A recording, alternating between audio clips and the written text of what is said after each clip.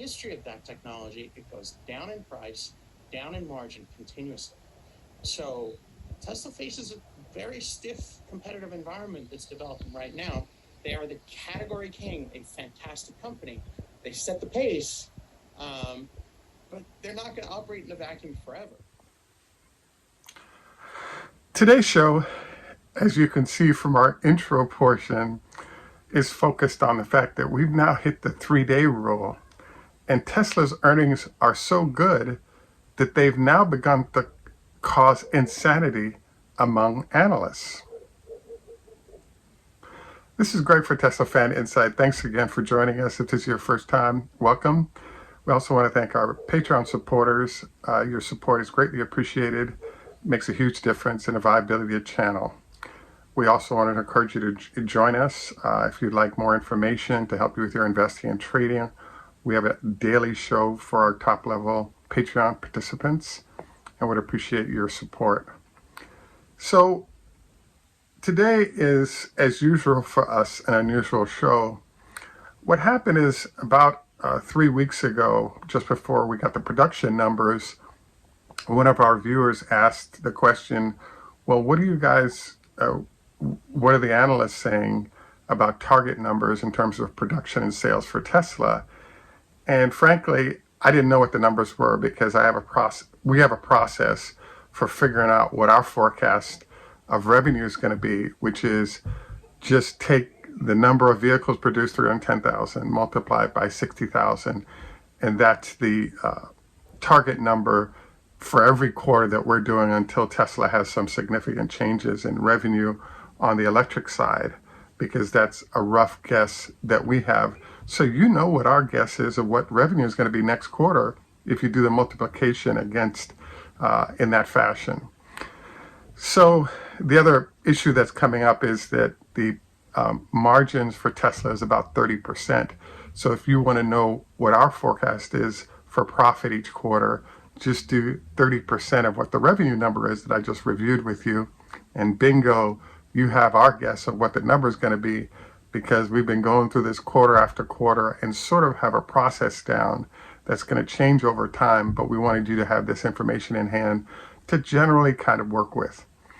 So there's something very strange happening, and that is that I believe that Tesla's numbers are so good that they're causing insanity among the analyst community and certain investors, and therefore we have our situation.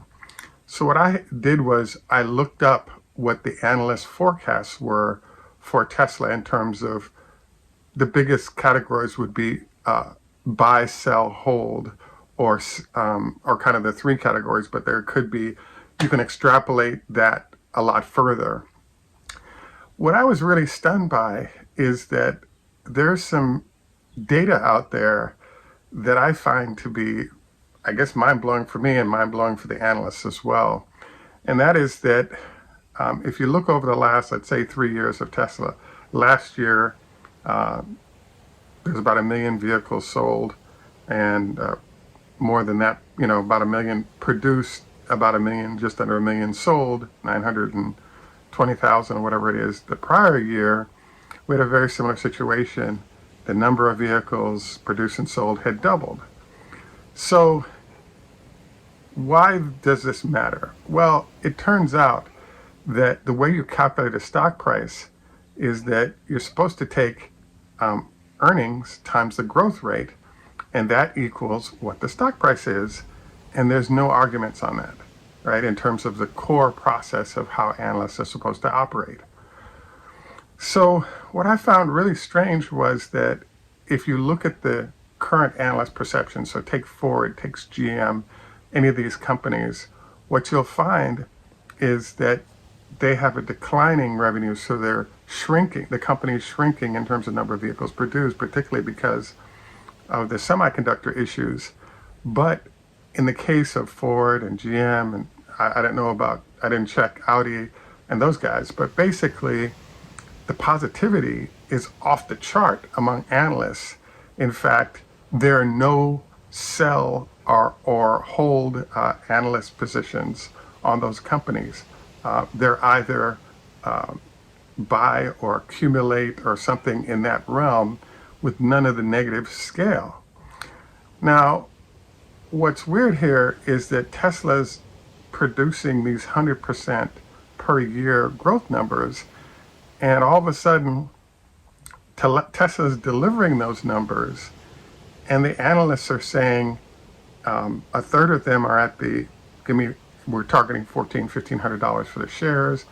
A third are kind of in that middle category of hold your position, and then about a third of them are on the bottom end of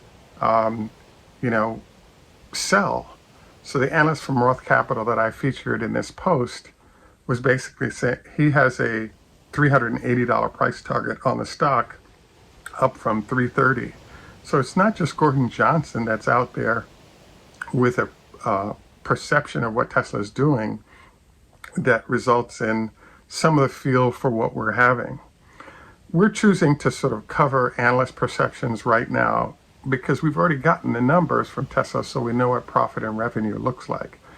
The next stage is how are the analysts advising their large institutional clients about what to do with Tesla's stock? And so my argument was people like Gordon Johnson, et cetera, would have to capitulate because the numbers were not only going to be strong as they were with Tesla, but we now have new factories that make it a lot easier to meet the targets that are needed to keep the stock price both where it's at and increasing nicely. So the question is kind of, well, why isn't there movement of stock price? Well, one issue clearly is the market is in a tough space right now as interest rates are rising related to inflation. That's really affecting the general marketplace. And to some extent, Tesla shook that off with a 3 or 4 point loss while the whole market, stocks were down $1,000 on the Dow, but call it, everything was down 2 or 3%. So Tesla should have joined the market, but did not. There are people actually buying the shares while other people are trying to get out of the market in general, including Tesla. For those of you who are longs, etc., this is a great time to do a little hedging. A few puts in there, 3% of portfolio or something like that is not a bad deal. Whenever you see market crashes, it's Tuesday that it's usually the worst. So a lot of people on Friday are going to be like, oh, things are looking bad here. What should I do? On Monday, if they see continued selling at the same pace, a lot of the people who didn't get out on Friday will try to get out on Monday, which makes Tuesday, all the people who didn't get out on Monday will get out on Tuesday. So in terms of the ugliest days of crashes, it tends to be that Tuesday, maybe into Wednesday, but particularly that Tuesday, and the whole environment can kind of shrivel up. So it's not a bad deal to be hedged against the market while Tesla continues to do well in this space. So my objective for the show today was really to target the fact that, wait a second, Tesla's delivering the growth, profit, and revenue that exceeds expectations, consistent with increasing its stock price from where it currently is. But there's a third of the analysts that are not willing to give them their due. And I particularly thought the Roth Capital analyst that you saw was a chuckle because, one of the shows we're working on right now focuses on what's going to happen with the 4680, particularly 4680 when we get to 2.0 or 3.0 for that battery. The fact is that the Roth Capital analyst's suggestion was that it's just a matter of time before the technology of others catches up, which is very similar to the Bob Lutz and others' arguments over the last few years. So he articulated that, costs would fall and competitors will become more competitive. And why this is weird is that as an analyst, it's your job to look at the numbers, determine were the numbers valid for the quarter, and what do the forward numbers suggest. And then that's it. You can add a little perception in there, but that perception is 100 points worth of perception. In this case, this analyst has a $380 price target, which is slices 750 points almost off the stock price, which suggests to me that there is a block of analysts that are actually paid by hedge funds to actually try and tank a stock with their sell or low target ratings in this fashion. I actually expect a lot of firms to pile in, and these companies that have consistently had negative reviews for Tesla are just going to kind of get left behind. And I have to say I'm a little surprised, because usually you stake your reputation as an analyst against the reports you make. And if you're consistently wrong with what ends up happening to the stock, I'm just stunned that they can make enough money doing that and still retain credibility as analysts. So again, I thought you just did the math, and then once the math was done, that answers everything. Wrong. There are a lot of people that can look at very clear numbers that tell what the deal is, i.e. Tesla is still growing rapidly, potentially has an explosive, instead of 100% for this year, goes to 250% growth with no issues. And, it's a stunner. The one fly in the ointment with my analysis, I believe, is the fact that, so look at Google, Facebook, some of these companies, their profit and revenue can accelerate at 200% a year without a problem, because they don't touch physical products. So therefore, they can have increases that other people don't.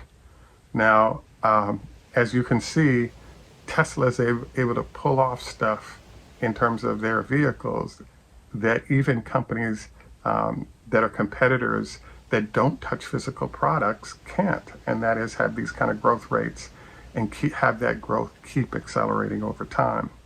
So I would say clearly there's a battle between a perception of what should be possible and the reality.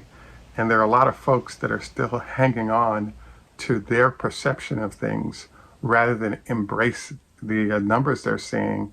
And they might try to find, there must be a way somewhere where we can find a fly in the ointment. Could it be that the new technology from big competitors is going to wipe Tesla out?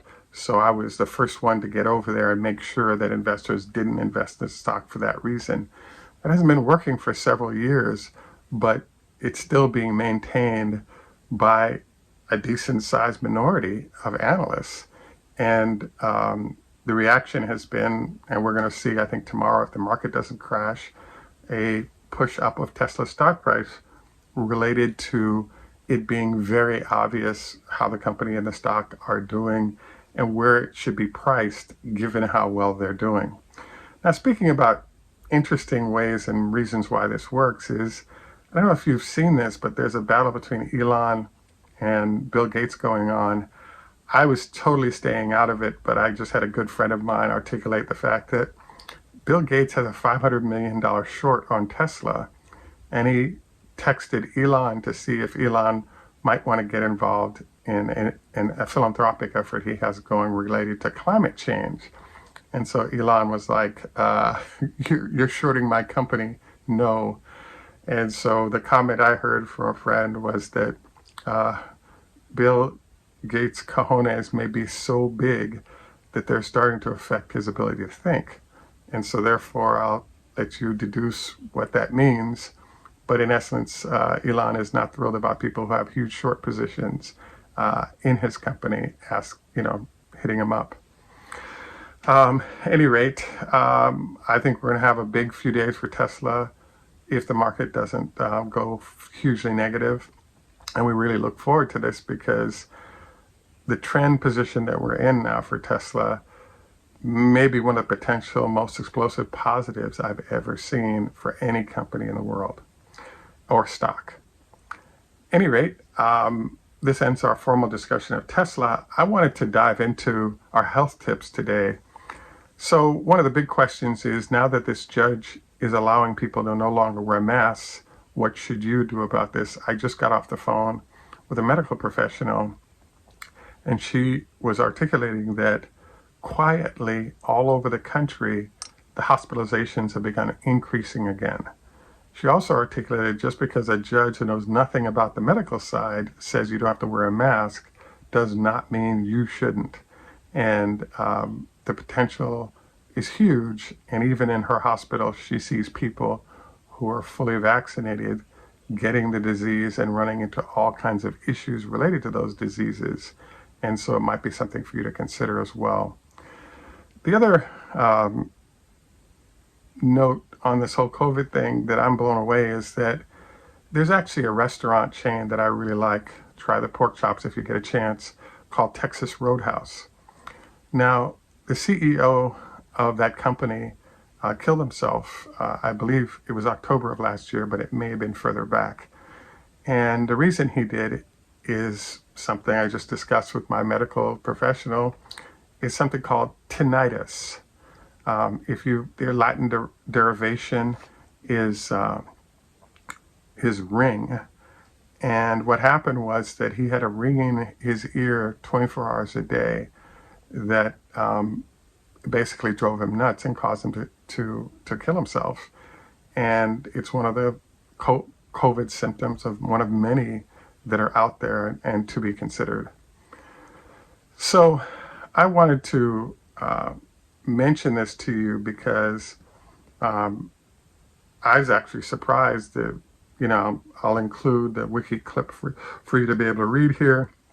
And I hope you find the information useful. But it really articulates the fact that having a judge use 100-year logic to get rid of what could save a lot of people's lives and health, it may not be a great idea, but there's a false sense of security that's rolling out of the population with it. And I believe that's unfortunate. So, at any rate, this is Greg for Teslafaninsight. Tschüss, German, au revoir, French, Lehitero, Hebrew, Hoda Hasta, Farsi, Tarasi, Russian, Ni Hao Ma, Chinese, Konbanwa, Japanese, Heido, Swedish, Asante, Swahili, Salam Alaikum, and Arrivederci, our friends in Italy. This is Greg for Teslafaninsight. We look forward to your comments, and let's see what happens with Tesla when the 3-day rules start on Monday. If the market cooperates, I think we're going to have some great stuff happening over the next couple of weeks. Have a great day, and bye for now.